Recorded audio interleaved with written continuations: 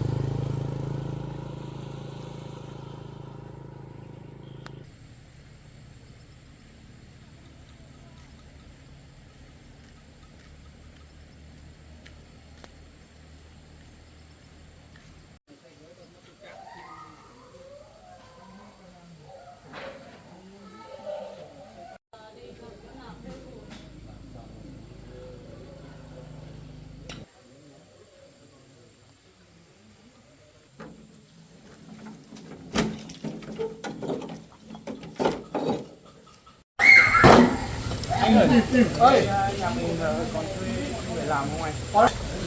Có đấy, bọn bên anh vẫn đang tuyển phụ thuê đấy. Em không được thì đi làm cho bọn anh.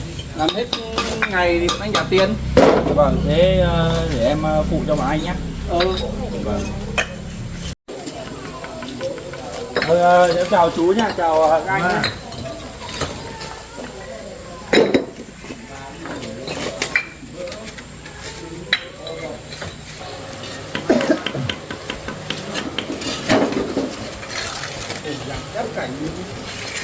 Chịu ấy. Vây canh còn tay cãi lắm.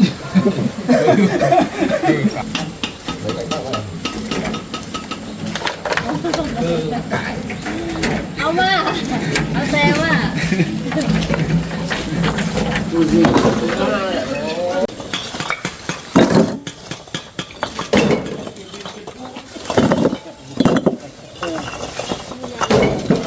Không, nó khô hơn.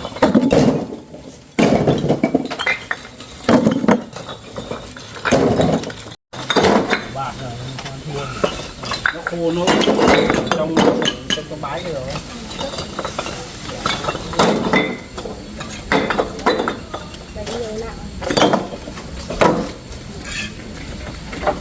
Lấy ở trên em luôn.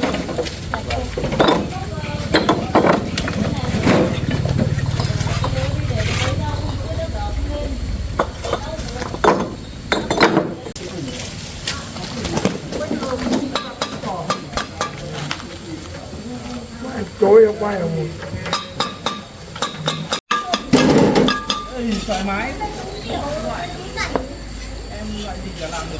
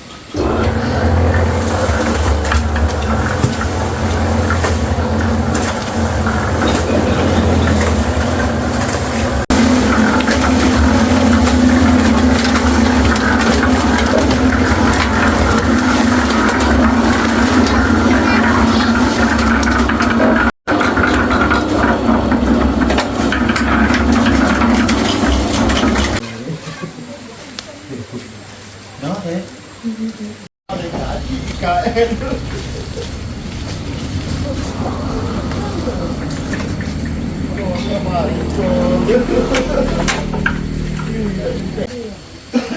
Vứt lại xuống đất đi, xong lấy làm.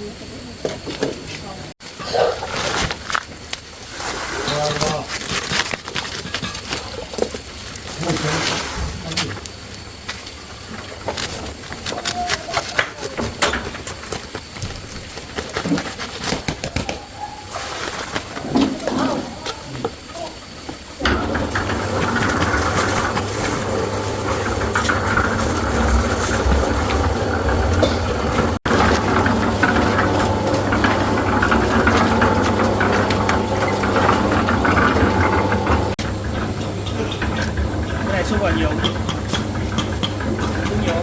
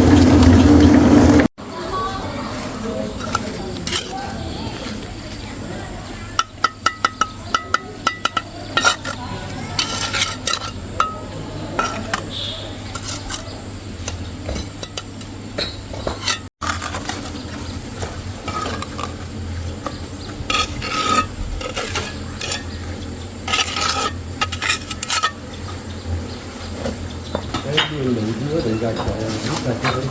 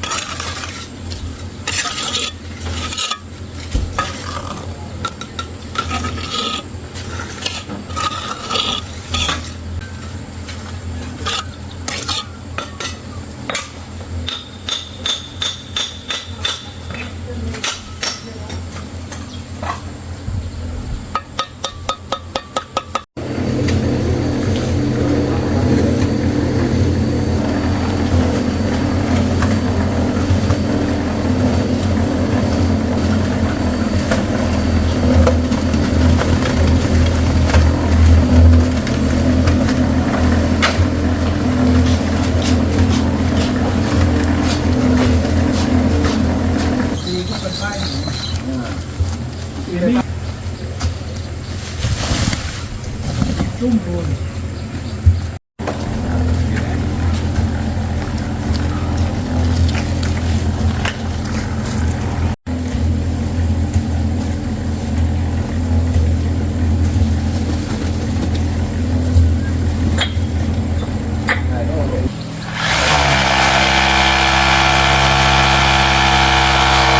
Đi rồi mà. Sáng này đã quan tâm thì ai.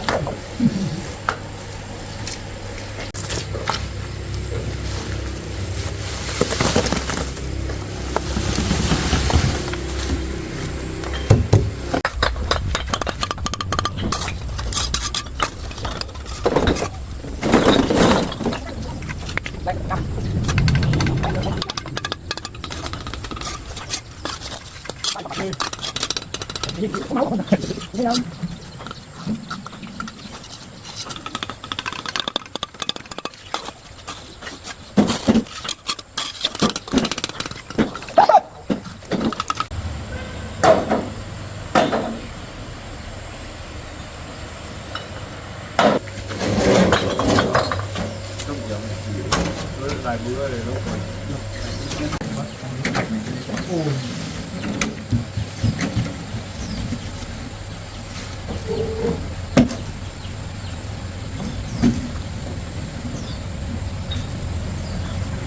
Còn để nước á.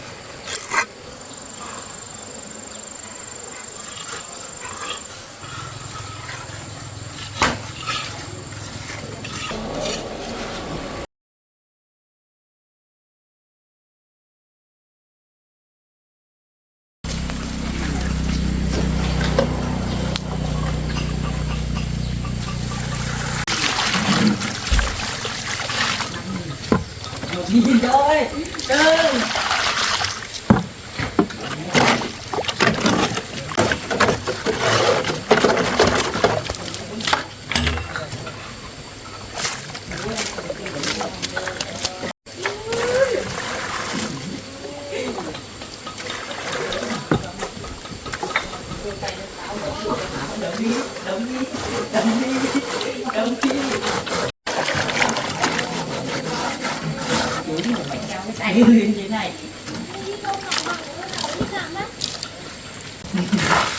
Nó phải lấy được đó cũng được.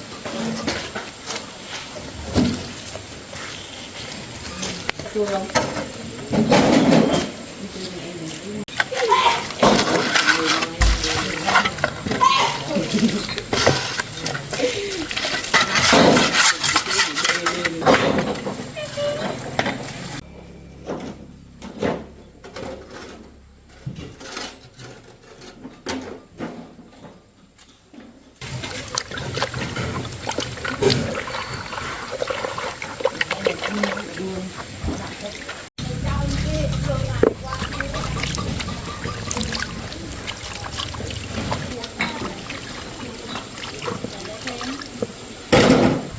Hết buổi rồi, anh đã tiền công, xong mai còn đi được thì ra hộ anh nhá. Vâng, Đây là tiền công. em cảm ơn anh nhé.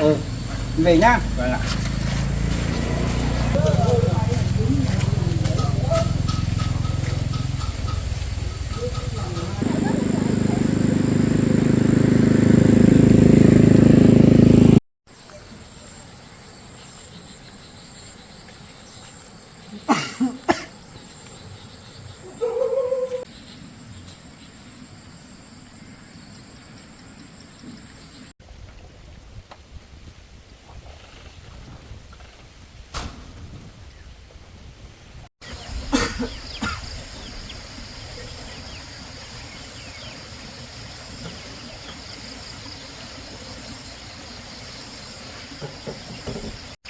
Con ơi, trời sắp mưa to rồi con ạ.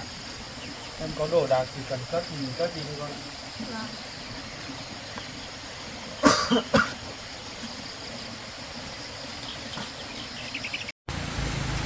Bố ơi bố, hôm nay trời mưa như này bố làm gì? Từ sáng đến giờ con thấy bố ho nhiều lắm. Bố hôm nay bố định sang bên kia để đi thu hoạch, nhưng mà mưa thế này thì không biết đi thế nào được.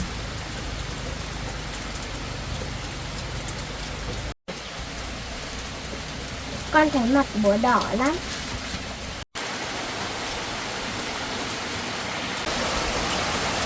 Ôi, bố sốt rồi. Bố không sao đâu, bố chỉ thấy hơi mệt mệt thôi con ạ. Không được, hôm nay bố ốm rồi, bố phải ở nhà với con. Trời đang mưa to quá con ạ. Để bố đi phơi nước đã, không nó tràn hết vào nhà đấy. Vâng ạ.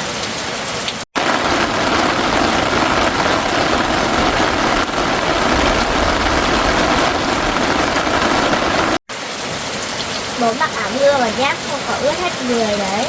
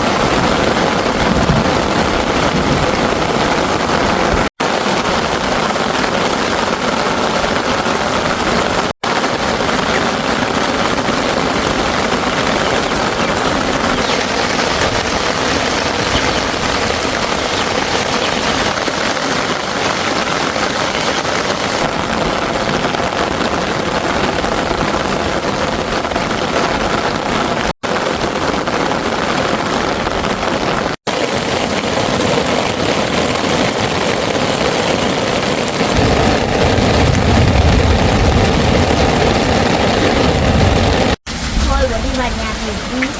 Bố cũng một rồi. Bố không sao đâu con ạ.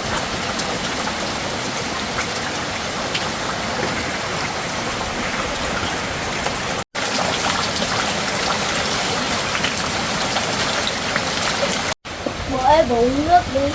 Con lấy ở đâu đấy? Con lấy ấm nước ở trên bàn, con chỉ rất là ca nhỏ rồi ạ. Đừng bê gì nặng nhé con nhé. Và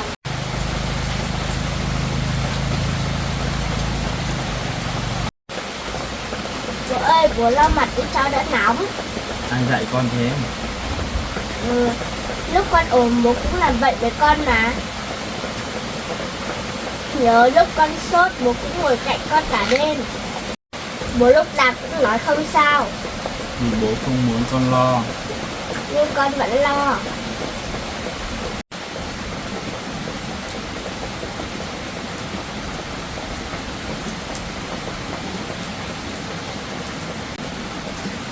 Bố đưa cho con cất cho. Thì con cất cho bố.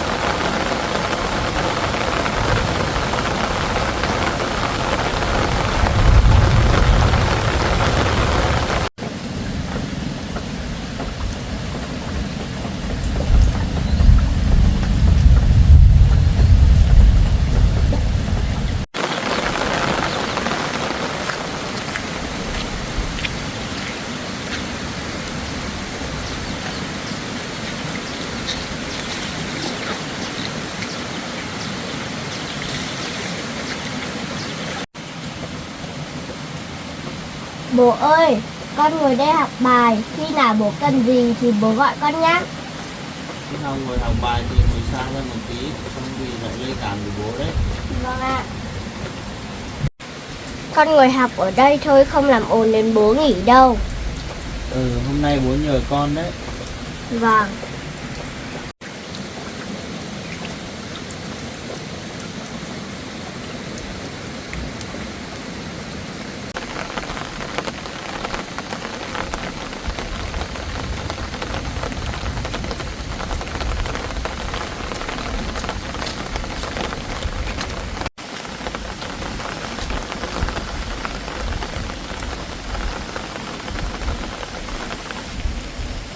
Chú đang học bài à cháu? Vâng ạ, cháu đang học bài.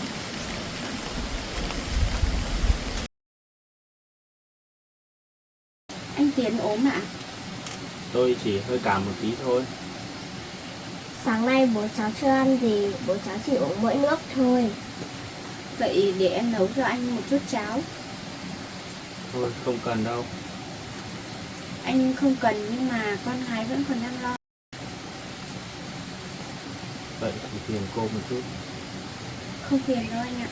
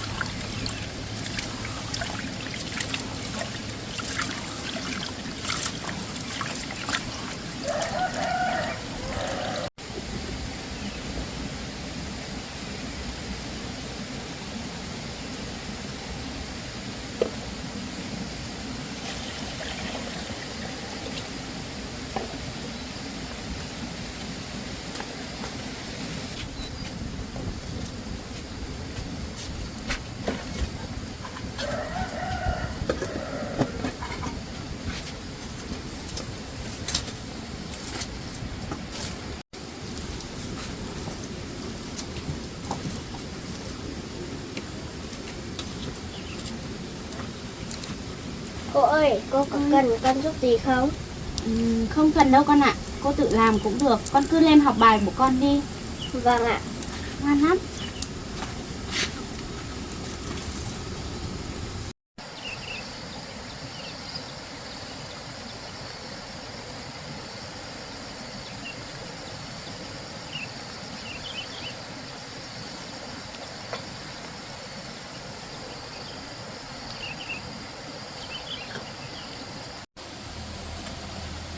Bố ơi bố, hôm nay cô quên nấu cháo cho bố. Bố ăn vào sẽ đỡ à bố? Bố nghĩ là ăn một chút cháo nóng thì sẽ đỡ hơn con ạ. Vậy tí nữa bố phải ăn hết nhé. Bố sẽ cố. Bố không phải cố, mọi khi con ốm bố hay bắt con ăn hết mà. Con lại nhắc bố rồi.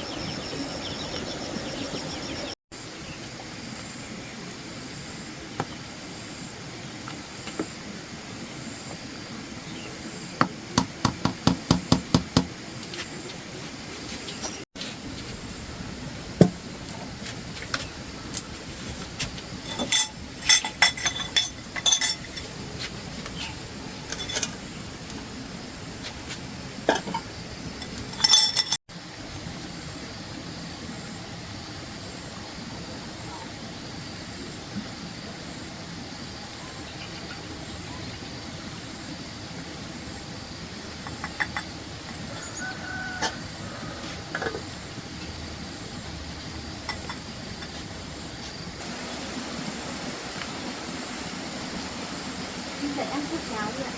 Tôi để bố con lên.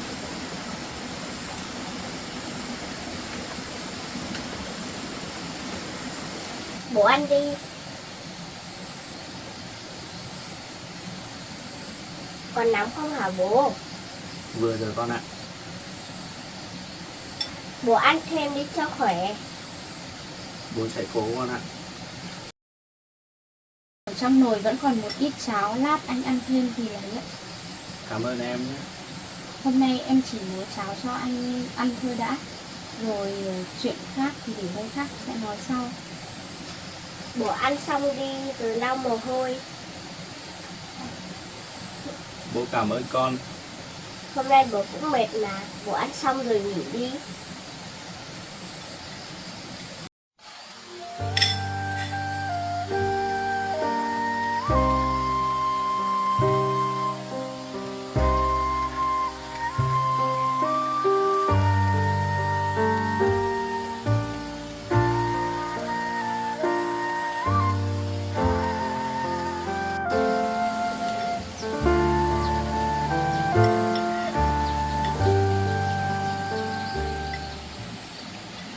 Bố ăn thêm nữa không để con lấy. Thôi bố ăn thế thôi con ạ. Con đưa bát đây cho cô cất thôi. Đây ạ.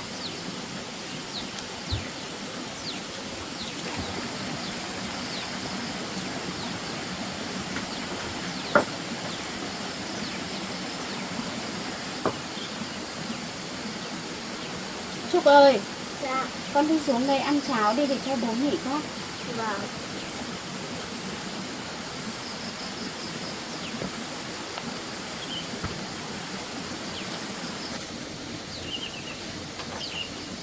Con ăn cháo đi cho nóng. Vâng. Bố ốm, con phải tự biết chăm sóc bản thân con nhé. Vâng ạ. Con ạ, cảm ơn cô vì đã chăm sóc bố con. Bố con ốm cũng không biết, con cũng không biết làm gì nữa. Thôi con cố gắng con nhé. Vâng, Nếu mà có việc gì cần giúp đỡ thì con cứ tìm đến cô. vâng ạ. Bây giờ con ăn cháo đi, cô sẽ đi ra ngoài tiệm thuốc để mua cho bố con một chút thuốc. Ăn xong thì nghỉ ngơi con nhé. Vâng ạ.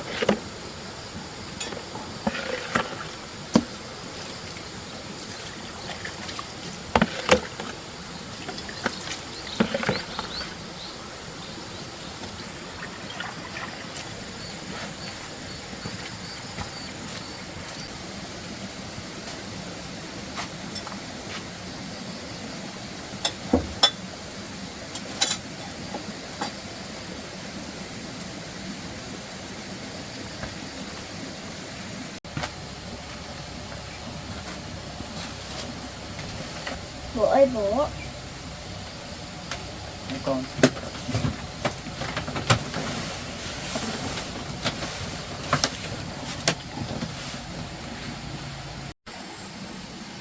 bố ơi bố, cô quên về rồi bố ạ.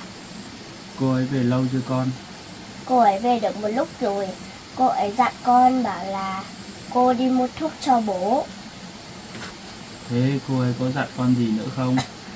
Cô ấy còn dặn con là nếu sau này cần giúp cái gì thì tìm đến cô. Bố, thế con đi học nội trú thì bố ốm thì ai là người chăm sóc bố? Bố lớn rồi, bố tự chăm sóc được con ạ. Nhưng hôm nay bố vẫn cần người chăm sóc mà. Bố ơi bố, con muốn đi học nội trú để sau này trở thành một bác sĩ, để khi nào bố ốm con sẽ chăm sóc cho bố. Bố chỉ muốn con có một môi trường học thật tốt, để sau này tương lai của con sẽ tươi sáng hơn, đỡ vất vả hơn con ạ. Sau này con sẽ cố gắng học thật tốt để bố không phải lo cho con nhiều nữa. Con gái của bố ngoan quá. Ơi con đi học đây.